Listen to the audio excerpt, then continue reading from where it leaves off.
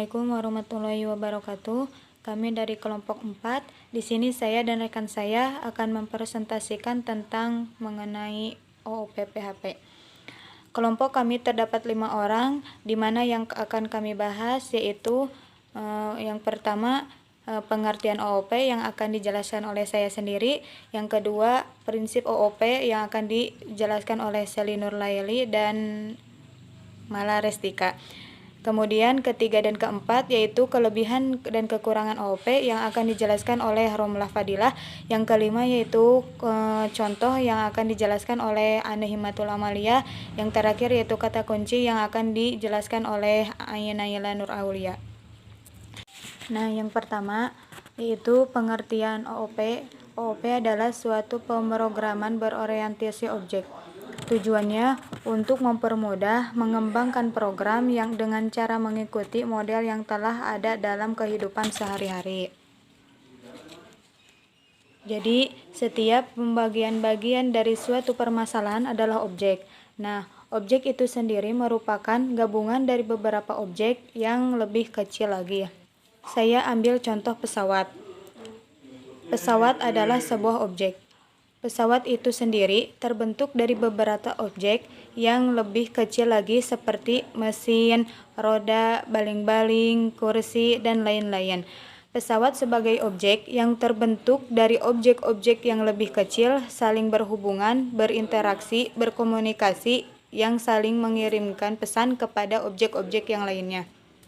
Begitu juga dengan program sebuah objek yang besar dibentuk dari beberapa objek yang lebih kecil.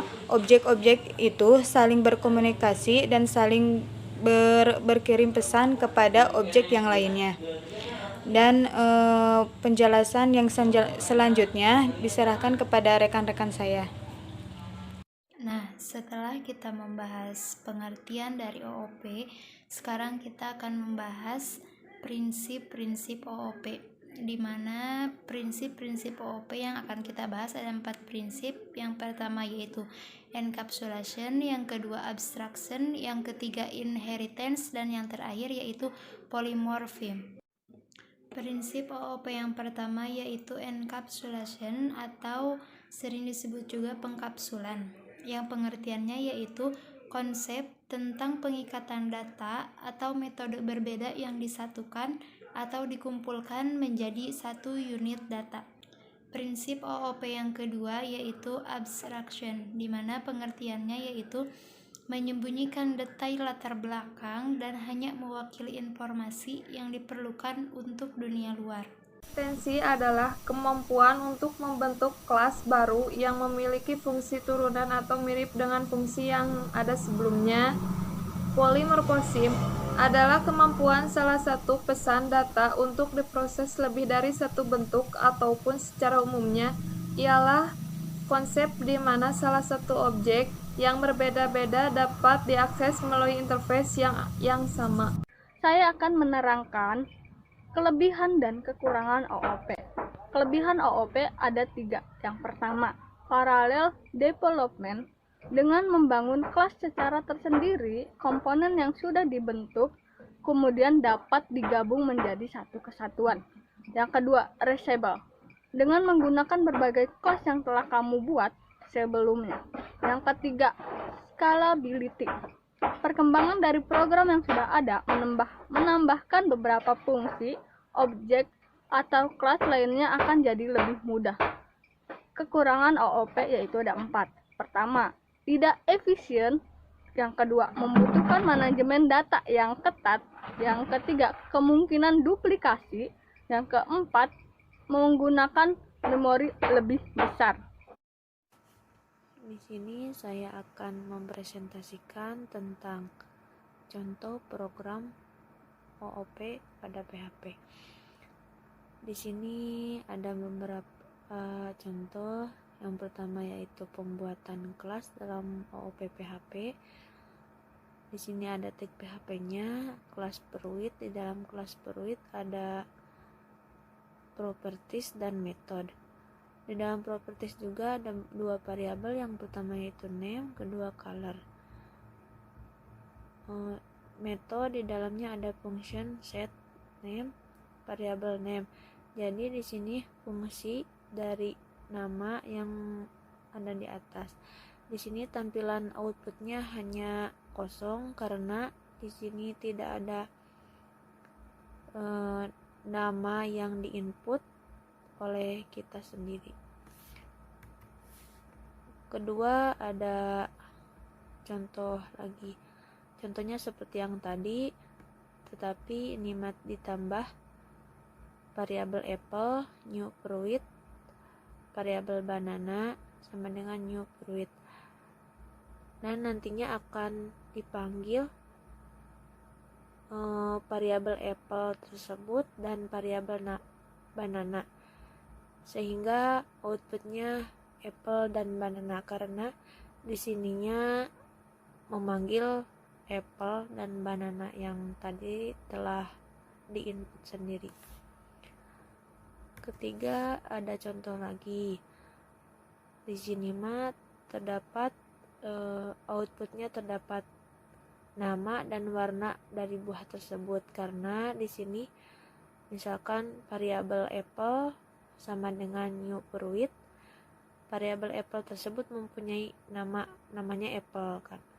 Terus colornya red karena sudah diinput sendiri sama kitanya, sehingga outputnya mempunyai nama apple dan warna red.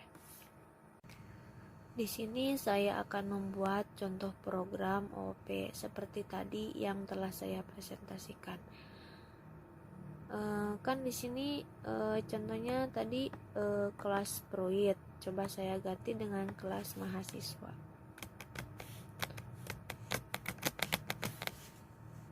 Di sini propertiesnya variabel. Di dalam properties kan ada variabel. Contoh misalkan variabelnya ada nama dan ada jurusan.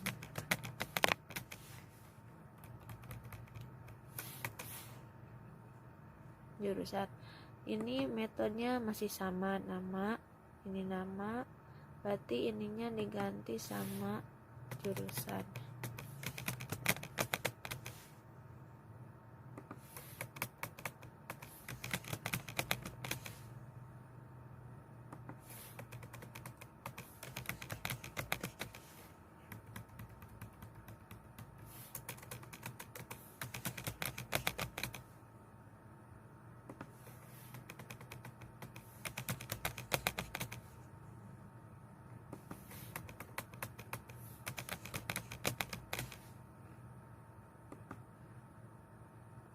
Misalnya di sini variabelnya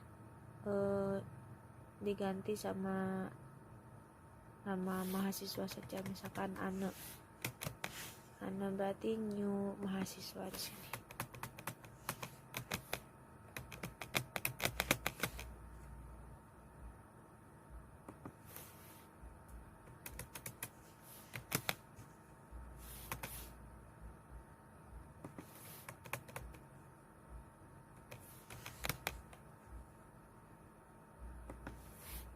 Berarti di sini variabelnya Ane dan set jurusannya, set jurusan teknologi informatika.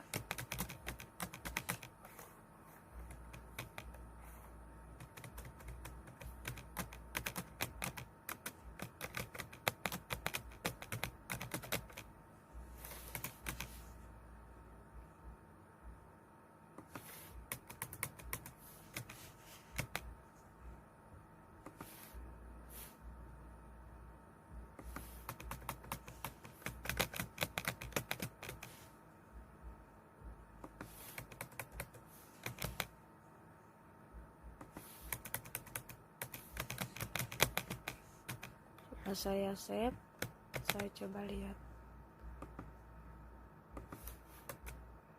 Nah,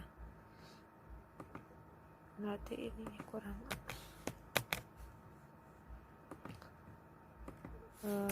Saya refresh kembali. Nah, di sini berarti namanya Ane dan jurusannya teknologi informatika. Segitu mungkin contoh program dari OOP PHP. Sini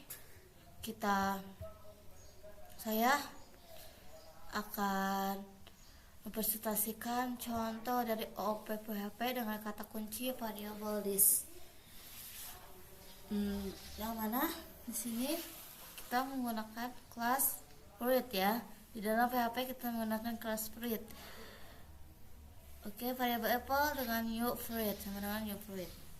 Dimana kita bisa mengubah nilai properti dari variable name di sini, variable name ini dengan dua cara, yaitu yang pertama itu dengan di dalam kelas. Bagaimana di dalam kelas kita menambahkan metode setName dan menggunakan variable this.